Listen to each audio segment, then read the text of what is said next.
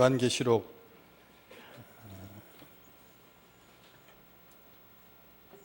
초반부에 4장 앞쪽이죠.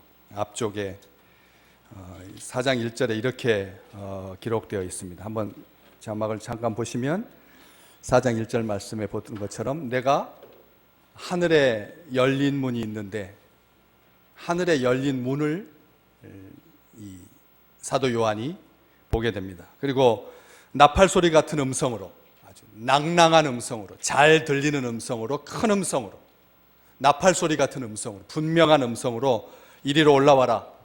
이후에 마땅히 일어날 일들을 내가 내게 보이리라. 요한계시록 4장 1절에 그렇게 기록되어 있습니다. 그러면서 요한이 요한계시록을 쓴 거죠. 4장 1절에 하늘에 열린 문이 있었다. 하늘에 열린 문. 우리가 보통 하늘을 보는데 하늘에 열려있는 그 문이 있어서 그래서 그 위로 올라가서 장차 이 땅에 일어날 모든 일들을 요한이 보게 되지요. 그리고 11장 19절 말씀 보시면 하늘에 있는 하나님의 성전이 열립니다.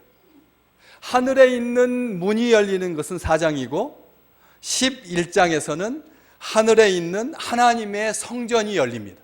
하늘에는 문도 있고 그리고 하나님의 성전도 있다는 말입니다. 우리가 하늘 딱 바라보면 그냥 하늘인데 진짜 감춰져 있는, 진짜 봐야 할 것은 하늘에 문이 열려 있고, 문이라고 하는 것은 드나드는 출입을 가능하게 하는, 하늘에 문이 열려 있고 하늘에 성전이 열려 있고 그 안에 뭐가 있다고요? 하나님의 언약궤가 보였다. 하나님의 성전 안에 있는 언약궤, 하나님의 약속의 말씀인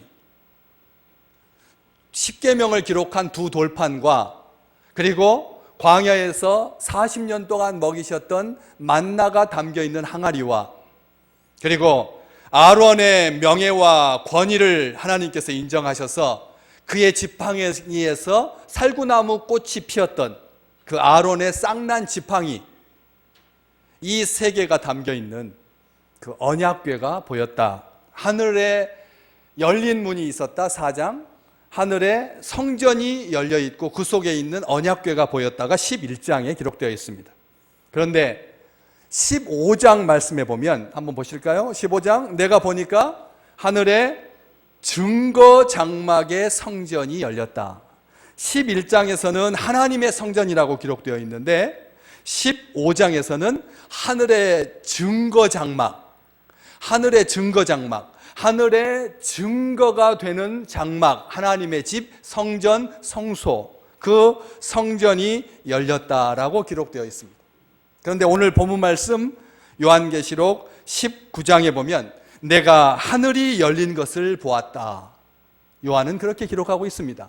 4장에서는 하늘에 있는 문이 열렸고 11장에서는 하늘에 있는 하나님의 성전이 열렸는데 15장에서는 하늘에 있는 하나님의 성전을 하늘의 증거 장막, 증거가 되는, 하늘의 약속이 되는, 우리를 구원하신다라고 하는 하나님의 말씀으로 규정된 하나님의 증거 장막의 성전이 열렸다. 성전에 대해서 두 번 요한은 그렇게 기록하고 있고, 그리고 오늘 본문 말씀에서는 하늘이 열렸다라고 되어 있습니다.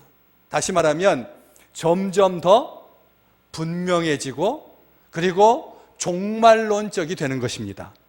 앞에 하늘에 열린 문은 그냥 우리가 생각할 때 탈출구는 있다. 이 지상에 살면서 우리가 힘들게 살지만 이 땅을 벗어날 수 있는 그런 탈출구가 있다. 또 하늘에 신령한 것들이 내려올 수 있는 문이 있다. 세상 사람들은 그냥 텅 빈 하늘을 바라보지만 믿음의 사람들은 믿음의 눈을 가지고 우리를 구원하시는 하나님의 손을 봐야 된다.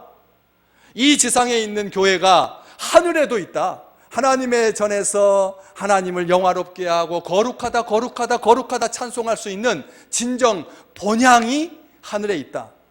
그런데 오늘 말씀에서는 아예 하늘 전체가 다 열립니다. 굉장히 종말론적이고 충격적인 모습이죠.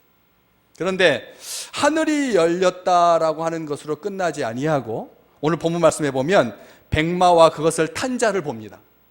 하늘이 열리니까 뭐가 보였느냐? 백마와 그것을 탄 자가 보였습니다.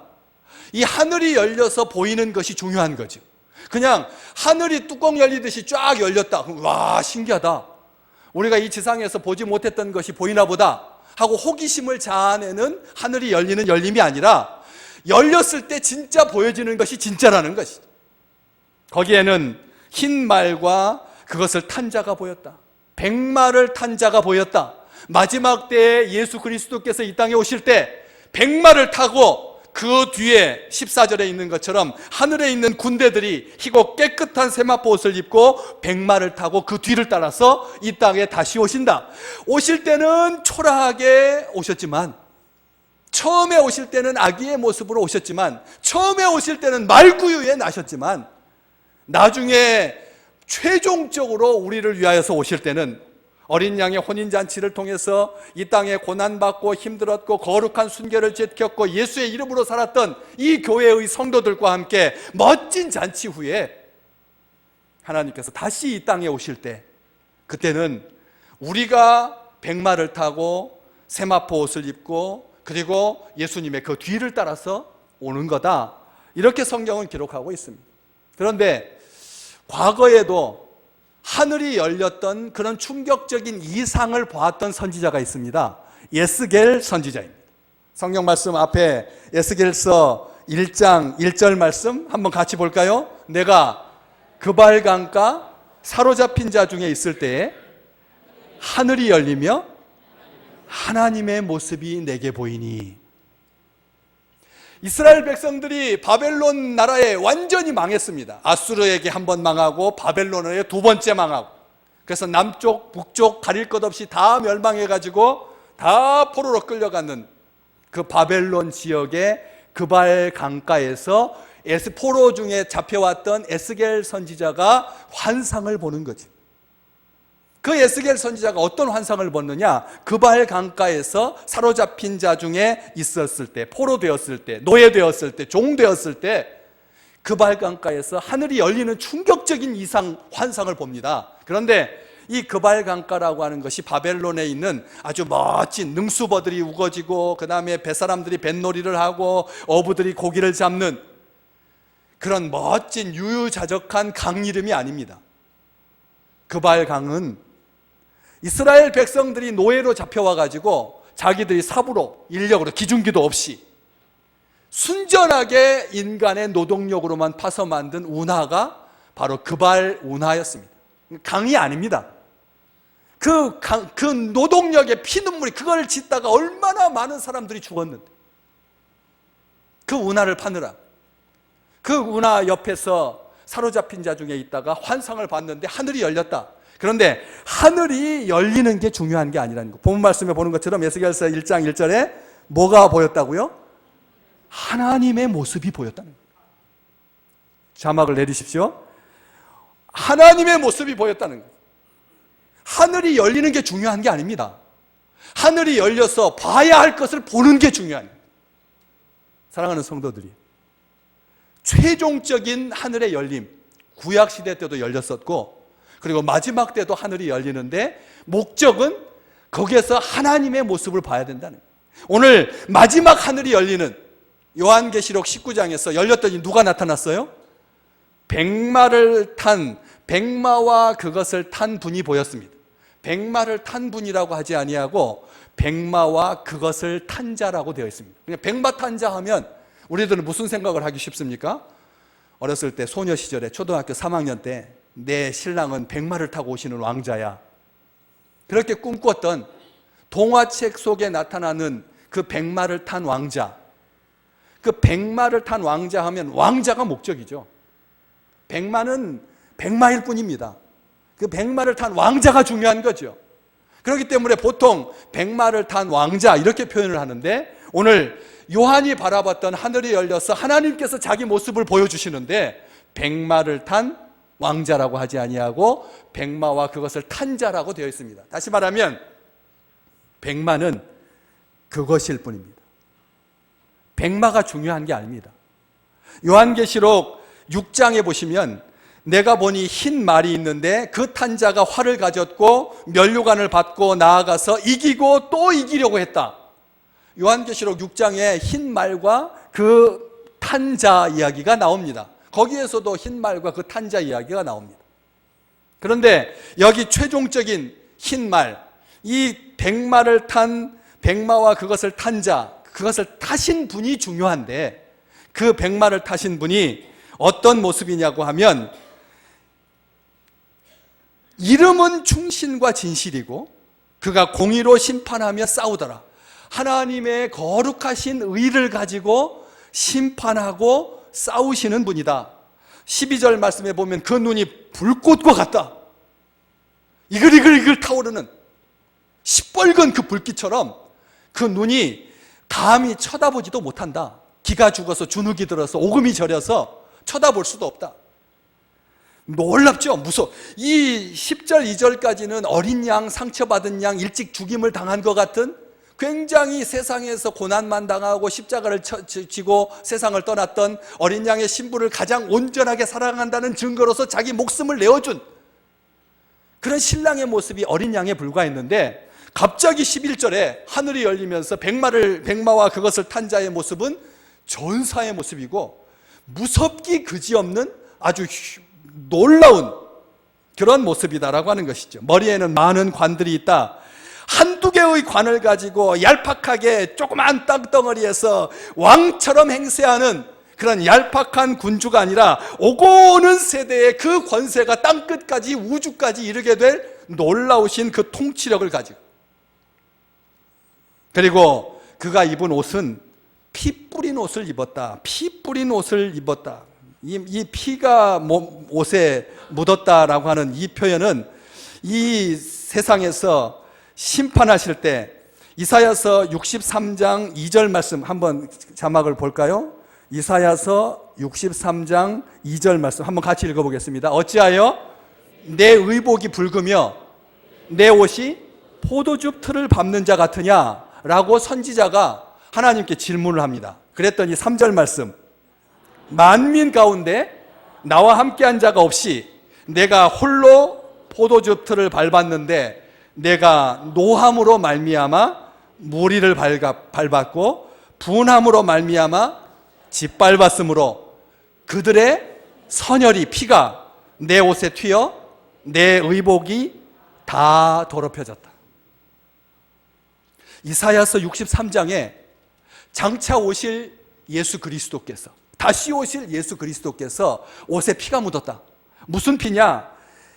불의를 행하고 하나님의 길을 가지 아니하고 하나님을 원망하고 하나님을 대적하고 하나님을 우습게 여기던 자들의 피가 내 옷에 튀어서, 그들의 선혈이 내 옷에 튀어서 내 의복을 다 더럽혔다.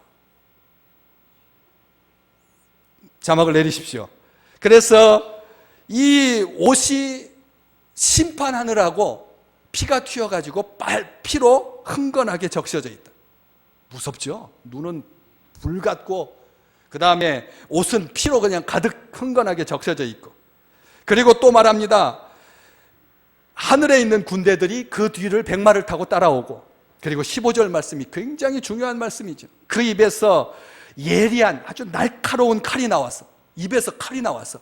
예리한 검이 나와서 그것으로 만국을 치겠고, 말씀이 만국을 친다. 말씀이 만국을 지배한다. 말씀이 만국을 다스리신다. 말씀이 만국을 심판하신다.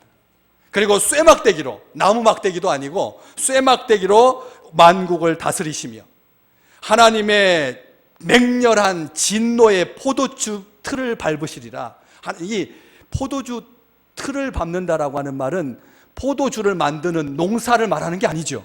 구약 성경에 포도주 틀을 밟았다라고 하는 말은 하나님께서 심판하신다는 뜻입니다.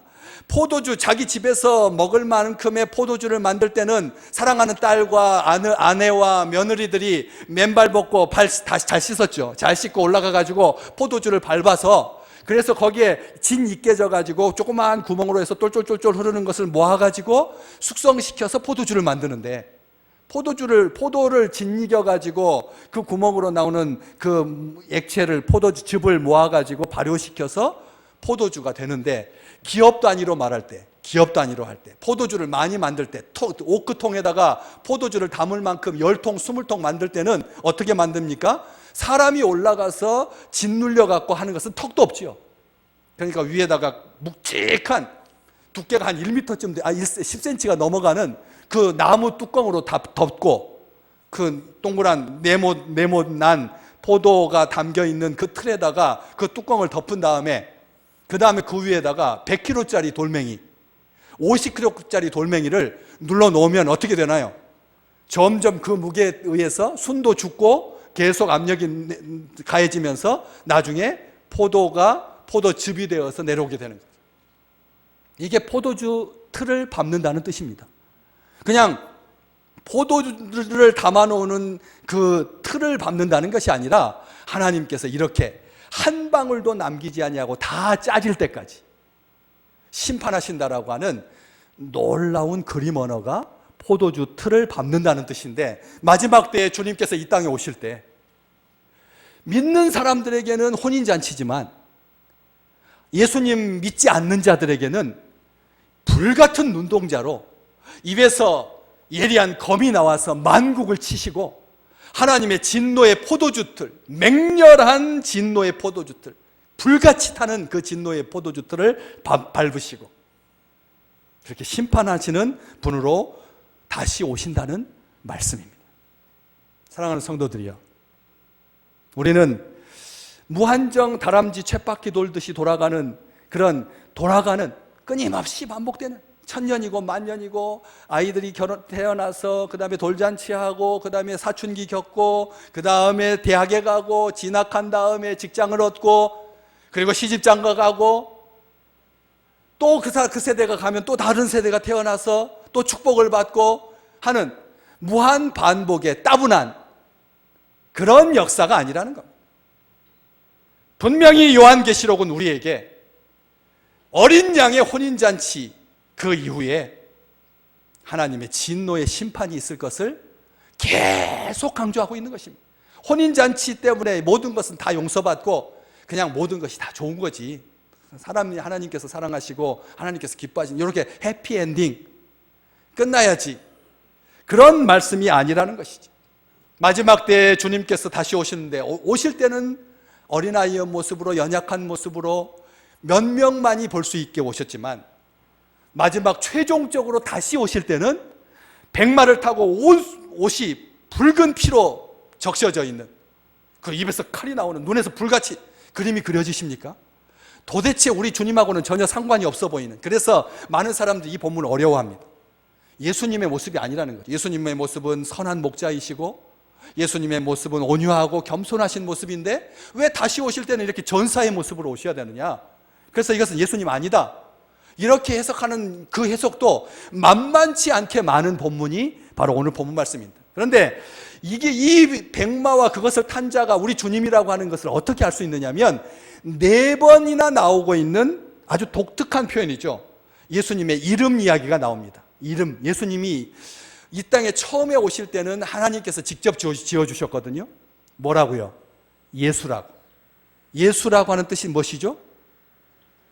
자기 백성을 저들의 죄에서 구원할 자다라는 뜻이 예수거든요.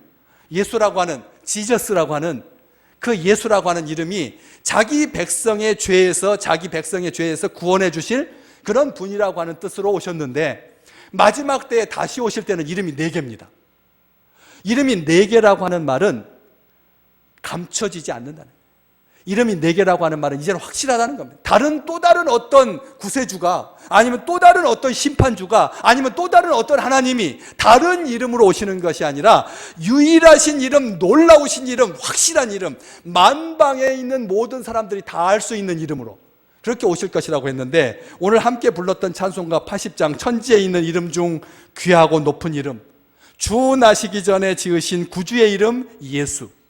4절 말씀에 보면 주 예수께서 영원히 어제나 오늘이나 그 이름으로 우리에게 참복을 내리신다. 내가 주 앞에 엎드려서 그 이름을 찬송하는 것은 내 귀에 들린 말씀 중 가장 귀한 이름은 예수 그리스도이시기 때문이다. 그 이름대로 우리 주님께서 마지막 때에 다시 오시는데 첫 번째 이름이 11절에 기록되어 있습니다. 뭐라고 되어 있느냐면, 내가 그 이름을 보니까 그 이름은 충신과 진실이다, 이렇게 되어 있습니다. 이름이 충신이고 이름이 진실이다. 하나만 기록되어 있는 것이 아니라 충신과 진실이라고 하는 두 개의 이름을 가진 분이 다시 오실 예수 그리스도의 본 모습이다.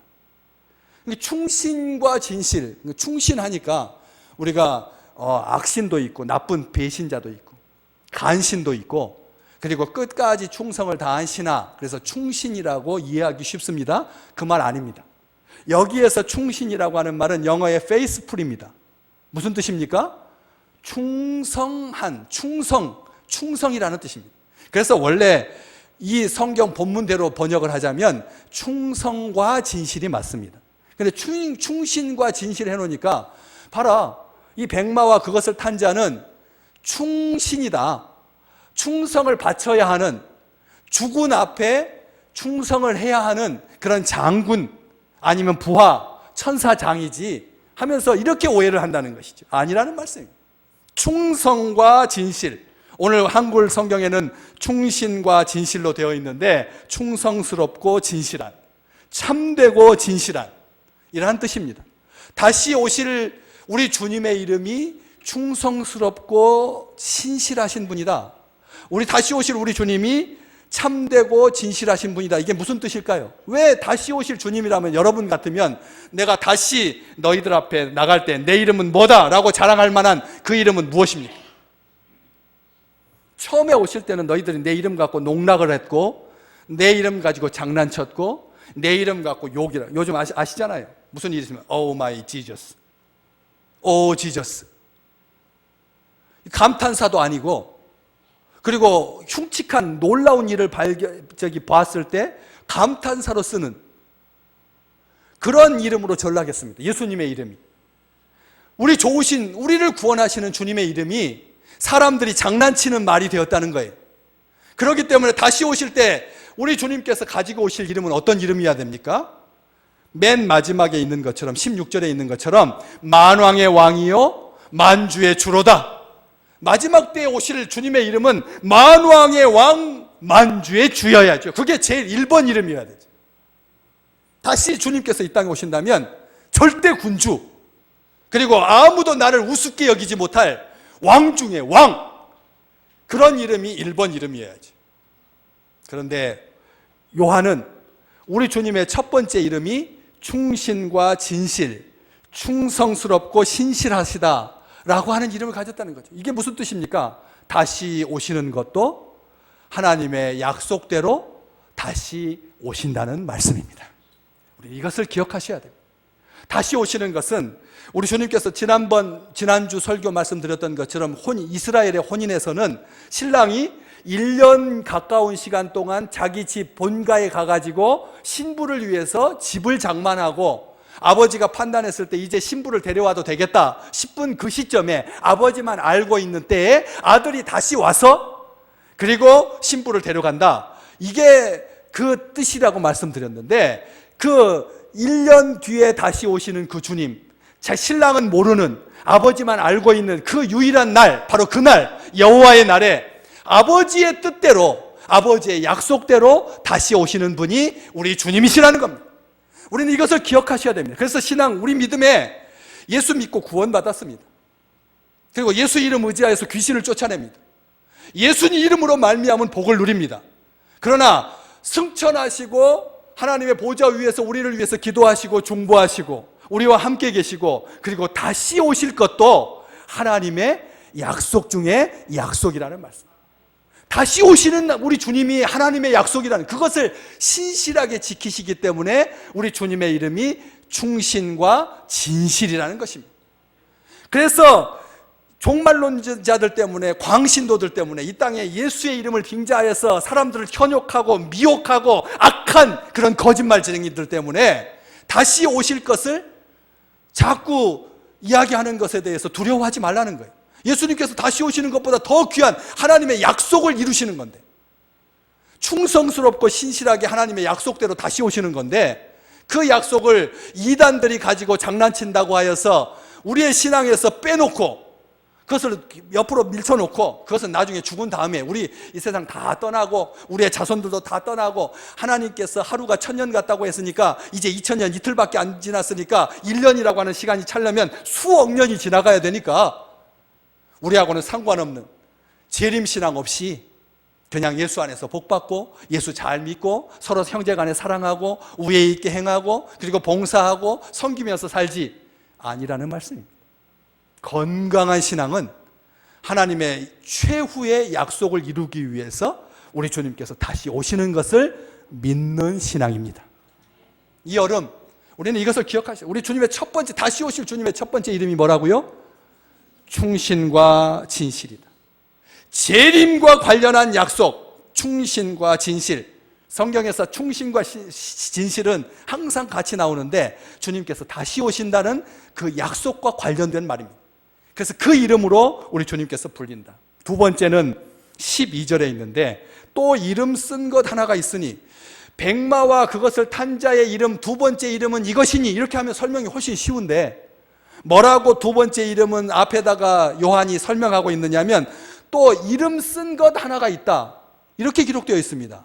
보통 이름 쓴 것을 하나를 가지고 다닌다, 이름 쓴 것이 하나가 있다, 이 말은 여러분 언제 쓰나요? 언제 자기 이름 쓴 것을 들고 다니나요? 언제 이름 쓴 것 하나가 그에게 있다라고 하는 표현을 쓰나요? 보통 때는 우리가 이름을 다른 사람들한테 알려주나요? 다른 사람들한테 이름 안 알려주죠. 어떻게 이름을 압니까? 모르지요. 누가 자기 이름 쓴 것을 가지고 다닙니까? 없습니다. 그런데 마지막 때 오실 때는 우리 주님께서 아예 이름 쓴 것을 가지고 오신다는, 이게 무슨 뜻인지 아시겠죠? 이름 쓴 것이 있는 것, 자기 이름을 표시할 수 있는, 처음에 오셨을 때는 이름이 이스라엘 백성들에게 아주 흔했던 이름이라 그 당시에 요셉도 많았고 예수도 많았습니다. 여호수아 선지자의 이름도 예수라는 뜻입니다. 선지자의 이름도 예수입니다. 그래가지고 다 혼용으로 썼습니다. 예수라고 하는 이름 좋아했습니다. 많은 사람이 예수라고 불렀습니다. 우리나라에서 철수와 영이라고 부르듯이 그렇게 흔한 이름이었는데 다시 오실 때는 우리 주님만이 그 이름에 합당한, 아무도 그 이름을 모방할 수 없는, 요즘 가짜 예수들 이 대한민국에 온 열방 가운데서 예수의 이름으로 선교를 가장 많이 하는 나라인데 가짜 예수가 팔을 치고 있잖아요. 사람만 10,000명만 모으면 예수가 되니까, 10,000명만 모이면 예수가 되니까, 담임 목사가 교주가 되니까, 자칭 예수라고 하니까 이렇게 예수의 이름 가지고 장난치고 농락하는데 하나님께서 그 이름을 따라 부를 수 없게, 아무도 모르게 자기 이름 쓴 것을 친히 자기가 가지고 계신, 제가 언젠가도 한번 말씀드렸죠. 전에 있던 교회에서 제가 장애인들을 예배 끝나고 나가서 이렇게 축도해주는 목사님, 거기 담당 교역자가 전도사님이시니까 평상시에는 주기도문을 하는데, 예배 끝날 때 주기도문을 하는데 마지막 한 달에 한 번 정도는 목사님이 가가지고 축도해주는, 우리 교회도 지금 전도사님이 계신 부서는 부목사님들이 가가지고 대신 가서 축도해주고 하는 것처럼, 그렇게 장애인부를 제가 한 3년 동안 가가지고 예배 끝날 때 이렇게 축도를 했는데, 축도한 지 한 2달도 안 됐는데 장애를 가진 한 젊은 애가 마지막 때 축도할 때 저하고 똑같이 딱 서가지고 축도를 하는 거예요. 제가 축도하는 대로 따라서 하는 거예요. 2달 정도 익혔으니까 저보다 더 축도를 잘하더라. 그래서 축도를 같이 따라서 하는 거예요. 그래서 제가 괘씸해가지고 제가 축도를 바꿨어요. 그냥 이제는 우리 주 예수 그리스도의 은혜와 하나님의 사랑과 성령의 교통하심이, 이렇게 일상적인 축도를 하지 아니하고 딱 한 다음에 하나님 우리를 사랑해 주시고 아껴 주시고 이렇게 또 한 달 동안 건강하게 살아게 해주신 좋으신 아버지 하나님께서, 이렇게 앞에 부분을 바꿨어요. 그러니까 처음에는 못 따라 하더라고요. 그런데 또 그것도 2달 지나고 나니까 앞에는 안 따라 하는데 뒤에는 또 축도가 나오잖아요. 그러니까 또 그때 또 축도를 따라 하더라고요. 그래서 제가 포기했어요. 축도 그냥 따라서 하라. 하나님께서 이유가 있으셔서 정신지체인데, 몸에 장애를 가진 청년인데 그렇게 축도를 하게 하신, 그래서 앞에서 목사가 축도하고 뒤에서 그 장애를 가진 청년이 축도하고, 그래서 그 부서가 잘 되기를 바라는 마음으로 제가 내비뒀던 것을 기억합니다. 따라할 수 있는, 누구나 알 수 있는, 누구나 구별할 수 있는 그런 이름이 아니라 뭐라고 기록되었느냐면 자기밖에 아는 자가 없는 이름, 또 이름 쓴 것 하나가 있는 이름, 유일한 이름, 예수님만이 알 수 있는 이름. 이 말씀 무슨 뜻이냐면 하나님께서 지어주신 이름. 마지막 때에 다시 오실 우리 주님은, 그래서 아무도 모릅니다, 이름을. 다시 오실 주님은 충신과 진실이다.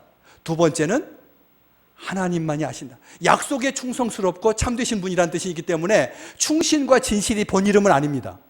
충신과 진실이 본 이름은 아닙니다. 진짜 이름은 우리 주님만이 아십니다. 마지막 때는 아무도 따라할 수 없습니다. 누구나 마지막 때 자기가 예수라고 할 수가 없다는 거예요. 우리 주님만이 아시기 때문에, 딱 들고 오시기 때문에. 누가 사전에 그것을 찍어놨다가 그 이름표를 복사하면 모를까? 마지막 순간에는 산들아 무너져서 우리를 숨겨다오. 하나님을 만홀히 여기고 하나님을 저주하고 하나님 이름 갖고 장난치고 예수 믿으면 좋고 안 믿어도 괜찮고 이렇게 살아갔던 이 언약 밖에 있는 백성들이 산이 무너져서 자기를 감춰달라고 했는데 그 어간에 어떻게 예수님께서 가지고 오시는 그 이름을 복사해서 남용할 수가 있고 사람을 미혹할 수가 있겠습니까? 유일한 신 이름입니다. 너무나 거룩해서 함부로 기록하거나 부를 수 없었던 구약의 하나님의 이름처럼, 구약의 하나님 이름은 사람들이, 우리 하나님께서 뭐라고 말씀하셨습니까? 모세에게 우리 동족들에게 가가지고 당신이 우리 민족을 끄집어 내주겠다고 하셨는데 동족들이 누가 너한테 그런 명령을 하더냐라고 물으면 당신의 이름을 가르쳐 줘야 되지 않습니까? 뭐라고 말할까요? 했더니 하나님이 나는 나다. 나는 스스로 있는 자다. I am that I am. 나는 나다. 이렇게 말씀하셨거든요. 그래서 하나님의 이름이 구약 성경에는 없습니다. 그냥 나는 나입니다. 전능하신 하나님이고 자존하신 하나님이고 능력 많으신 하나님이고 무소부지하신 하나님, 절대 이름을 가진 하나님만이 아는 이름, 나는 나다는 하나님의 이름을 아무도 모릅니다. 그런 것처럼 마지막 때에 우리 주님께서 다시 오시는데 그분의 이름은 자기가 쓴 것 하나밖에 없고 그리고 자기밖에 모르는, 그래서 사도 바울은 빌립보 교회에 모든 이름 위에 뛰어난 이름을 가지신 분이라. 우리 주님의 이름을 모든 이름 위에 뛰어나신 이름, 인간의 이성으로 결코 완전하게 밝힐 수 없는, 알 수도 없는 오직 주님만이 아시는 그런 이름이라는 뜻입니다. 그런데 이게 단순하게 우리 주님만 알고 계시는 이 세상 사람들은 모르는 그런 뜻이 아닙니다. 그런 뜻도 있지만 진짜 의미는 요한이 이 편지를 썼을 때, 이 계시록을 썼을 때 고대 세계에서 사람들은 어떤 생각을 가지고 있었느냐면 어떤 신이나 귀신의 이름을 알려고 하면 그보다 뛰어난 능력을 가진 자만이 어떤 신이나 귀신의 이름을 알 수 있다. 이게 보통 사람들이 가지고 있었던 생각이었습니다. 어떤 신의 이름을 알려면 그 신보다 더 뛰어나든지 해야지만 그 이름을 알 수 있다는 말이죠. 그러니까 바꿔 말하면 예수 그리스도의 이름은 자기밖에 모른다 라고 하는 말은 예수 그리스도보다 뛰어난 존재는 이 우주 공간에 단 한 명도 없다는 뜻입니다. 여러분 이것을 기억하셔야 돼요. 이 땅에 살면서 명성을 얻고 뛰어난 이름을 가진 자들이 있습니다. 그러나 우리 주님의 이름을, 우리 주님을 능가할 수 있는 존재는 이 지구상의 이 우주 가운데 단 한 명도 없다는 뜻이, 또 이름 쓴 것 하나가 있으니 자기밖에 아는 자가 없다는 뜻입니다. 우리는 이것을 기억하셔야 합니다. 우리 주님만이 가장 탁월하신 분이고 모든 이름 위에 뛰어난 이름을 가지신 분이라고 하는 것을 잊지 마시기 바랍니다. 마지막 세 번째 이름, 네 번째 이름은 처음에 말씀드렸으니까 만왕의 왕이요 만주의 주라고. 세 번째 이름은 하나님의 말씀이라 칭하더라. 13절에 그 이름은 하나님의 말씀이라 칭하더라. 그 이름은 하나님의 말씀이다. 어디서 많이 들어봤던 이름이죠. 그 설명이지 않습니까? 요한복음 1장 1절에 보시면 태초에 말씀이 계시니라. 그 말씀이 육신이 되어서 우리 가운데 오셨다. 요한복음을 쓴 이 요한이 요한복음에서 태초에 말씀이 계셨고 그 말씀이 우리 가운데 육신이 되어서 오셨다라고 기록하고 있습니다. 하나님의 말씀은 공기의 파장이 아닙니다. 하나님의 말씀은 그냥 어떤 신비로운 어떤 개념이 아닙니다. 우리가 하나님 말씀 합니다. 목사님 맨날 만날 때마다 기도와 말씀 두 개를 그렇게 강조하는데 이게 신앙의 두 축이다. 기도하면서 말씀 봐야 되고 말씀 보면서 기도해야 되고 이게 항상 같이 가야 된다 그렇게 말씀하시는데 그 하나님의 말씀하시는데 기록된 말씀 성경책 주의 종을 통해서 선포된 말씀 그리고 그 말씀이 우리의 삶 가운데 역사하심으로 나타나는 그런 우리 하나님의 응답으로서의 말씀 그 말씀인 줄 아는데 이 하나님의 말씀이라고 하는 것은 하나님의 의도가 구체적으로 실현되고 성취되는 것을 말할 때 하나님의 말씀이라고 합니다. 요한은 하나님의 말씀이 그냥 많은 우레소리와 같고 뇌성과 같고 벼락을 동반하고 많은 물소리와 같고 와글와글 하는 우리가 알 수 없는 어떤 신비한 그런 하나님의 말씀을 말하지 아니하고 하나님의 의도가 구체적으로 실현되고 성취되는 것과 관련하여서 하나님의 말씀이라고 한다는 거죠. 예수님의 이름이 하나님의 말씀이다. 이름이 하나님의 말씀이다. 이게 무슨 뜻인가요? 이름이 하나님의 말씀이다. 그의 이름이 하나님의 말씀이다. 그 이름은 그 이름을 믿는 자들에게 능력이 된다는 뜻입니다. 하나님의 말씀은 우리에게 구원이십니다. 하나님의 말씀은 우리의 능력입니다. 그렇기 때문에 예수의 이름은 우리의 구원이고 예수의 이름은 우리의 능력인 것입니다. 우리는 이것을 기억하셔야 됩니다. 귀신 쫓아낼 때 쓰는 그런 이름 아니라는 거예요. 귀신 쫓아내려고 예수 이름 10,000번 불러보십시오. 예수 하면서 십자가를 들고 마늘 목걸이를 차고 그렇게 귀신 들린 사람 앞에서 예수라고 1000번을 읊어보십시오. 그게 그런 뜻이 아니라는 거죠. 자기가 무서우니까 도피할 방법으로 부를 것은 없고 그냥 다급하게 예수 부르면 귀신이 쫓겨난다는 뜻이 아닙니다. 예수의 이름은 권세입니다. 예수의 이름은 능력입니다. 우리가 가장 많이 불러야 할 찬송할 때마다 날마다 불러야 할 오늘 함께 불렀던 찬송가 80장 2절 말씀 주 십자가에 달릴 때 명패에 쓰인 대로 그 이름표에 쓰인 대로 저 유대인의 왕이요 우리의 왕이시라 3절 찬송 지금도 살아계셔서 언제나 하시는 일이 뭐냐 나 같은 죄인 부르사 참 소망을 주신다.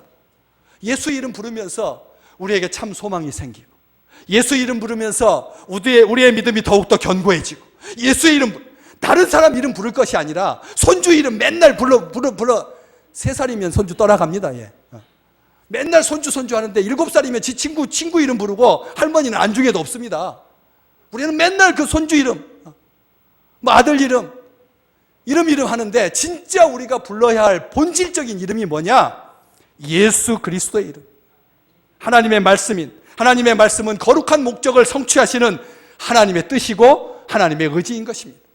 그래서 그 하나님의 말씀을 한 번 더 강조하고 있는 것이 15절인데 그의 입에서 예리한 검이 나오니 하나님의 말씀이 나온다는 뜻입니다. 그의 입에서 그냥 칼날이 나온다는 뜻이 아닙니다. 칼날처럼 보이는데 그것은 하나님의 말씀인 것입니다. 이것을 어떻게 알 수가 있느냐? 이사야서 11장 4절 말씀 같이 한번 보겠습니다. 이사야서 11장 4절 그의 입의 막대기로 세상을 치며 그의 입술의 기운으로 악인을 죽일 것이며 이게 이사야 선지자가 장차 오실 예수 그리스도께서 입의 막대기로 입의 입술의 기운으로 악한 것들을 심판하신다. 하나님의 말씀으로 심판하신다는 겁니다. 여러분 언젠가도 제가 말씀드렸지만 자녀들이 잘못했을 때 회초리를 들지요. 회초리를 드는데 그 회초리가 부모의 사랑이 없으면 나중에는 감정이 섞이게 됩니다. 부하를 매질할 때 상관으로서 부하를 사랑하는 마음이 없으면 그것은 단지 폭력에 불과합니다. 우리 주님께서 하나님께서 온전하게 이 땅을 심판하시지만 무엇으로 심판하신다고요? 말씀으로 심판하신다는 겁니다. 자기 감정에 겨워서 격한 감정을 가지고 심판하는 것이 아니라 말씀을 한 군데 더 있습니다. 이사야서 49장 2절 말씀 같이 읽어보겠습니다. 내 입을 날카로운 칼같이 만드시라. 내 입을 날카로운 칼같이 만드시라. 이 이사야서에 입의 기운으로, 입의 막대기로 악인을 심판하시고 내 입을 날카로운 칼같이 만든 이 바로 비유가 요한계시록에 나오고 있는 백마와 그것을 탄 자의 입에서 예리한 검이 나온다는 뜻입니다. 나중에 이 말씀을 다 종합해가지고 사도 바울이 데살로니가 교회에게 이렇게 편지했습니다. 데살로니가 후서 2장 8절 같이 읽겠습니다. 그때에 불법한 자가 나타나리니 주 예수께서 그 입의 기운으로 그를 죽이시고 강림하셔서 다시 재림하셔서 나타나심으로 뭐 하시리라? 피하시리라. 우리 한번 크게 아멘 할까요? 예수의 이름을 빙자해가지고 지금도 바로 하고 있는 저 더러운 귀신의 영에 씌운 자들이 예수 믿는 백성들을 미혹하지만 마지막 때에 그때에 불법한 자가 나타나서 거짓 선지자가 나타나서 거짓말쟁이들이 나타나서 예수의 이름을 가지고 당신의 백성들을 가지고 그렇게 미혹하려고 하지만 주 예수께서 무엇으로 그들을 죽이신다고요? 그 입의 기운으로, 하나님의 말씀으로 강림하여서 나타나심으로 피하시리라. 말씀만이 악을 이길 수 있는 유일한 무기라고 하는 것을 잊지 마시기 바랍니다. 에베소 교회에 바울이 편지하면서 다른 것은 다 구원의 투구, 뭐 진리, 허리띠, 방패 다 방어 무기인데 딱 하나 악을 이길 수 있는, 찔러서 죽일 수 있는, 악을 멸망시킬 수 있는, 죄로부터 우리를 지킬 수 있는 최고의 무기가 있는데 성령의 검, 말씀의 검이라고 분명히 말씀하고 계십니다. 우리의 의지로 악을 이길 수 있는 건 아닙니다. 우리의 열정으로도 악을 이길 수 없습니다. 우리가 함께 모여 있어서 열심히 기도하며 손잡고 다 같이 동그랗게 모여가지고 공항에서 선교지 나갈 때 무서우니까, 두려우니까 가서 또 무슨 일 당할 수도 있고, 또 메콩 강가에서 마지막 날 마지막 날 이 나라를 축복하면서 오다가 대학생 2명이 그 급류에 휩쓸려가지고 죽기도 하고, 선교지에 나가는 것이 두려우니까, 그래서 그 두려움을 떨치기 위해서 공항에서 손잡고 기도하는 것은 아니지만, 그 함께 통성 기도했다 그래서 악을 이길 수 있는 것이 아니라는 것입니다. 기도로 물리쳐라고 하지 않았습니다. 기도 외에는 이런 류가 나가지 못한다라고 하는 말은 기도하라는 말이지, 기도해서 나간다는 말이 아닙니다. 진정으로 악을 이길 수 있는 비밀은 오직 한 가지입니다. 하나님의 말씀밖에 없다는 것입니다. 악을 이길 수 있는 것은 오직 하나님의 말씀으로만 이길 수 있습니다. 주의 말씀의 능력으로 그들을 괴멸시키실 것입니다. 오직 하나님의 말씀으로만 죄와 악을 이길 수 있습니다. 심판하실 때 다른 것으로 안으시고 오직 하나님의 말씀의 근거에서 하신다라고 하는 이것이 우리에게 위로가 되는 것입니다. 하나님의 말씀을 믿는 자는 복이 있도다. 말씀을 믿는 자는 복이 있다는 것을 우리가 압니다. 말씀으로 사는 자는 복이 있도다. 그 말씀이 우리를 살게 하고 그 말씀으로 이길 수가 있다라고 하는 것입니다. 이 풍파 많은 세상에서 한 치 앞도 내다볼 수 없는 미궁 속으로 빠져드는 것 같은, 유전선에 만나가지고 트럼프하고 김정은하고 문재인 대통령하고 악수하고 포옹하고 마치 3개월 뒤에 이 땅에 평화가 도래할 것처럼, 그런데 또 그 사이에 또 미사일을 쏘고, 도대체가 뭐가 뭔지 하나도 모르겠는, 오직 역사의 주관자이신 하나님의 말씀의 능력을 의지하여서 백마와 그것을 탄 자이신 예수 그리스도로 말미암아 하나님의 능력이 우리 믿음의 식구들에게 날마다 더해져 가시기를 주님의 이름으로 축복합니다.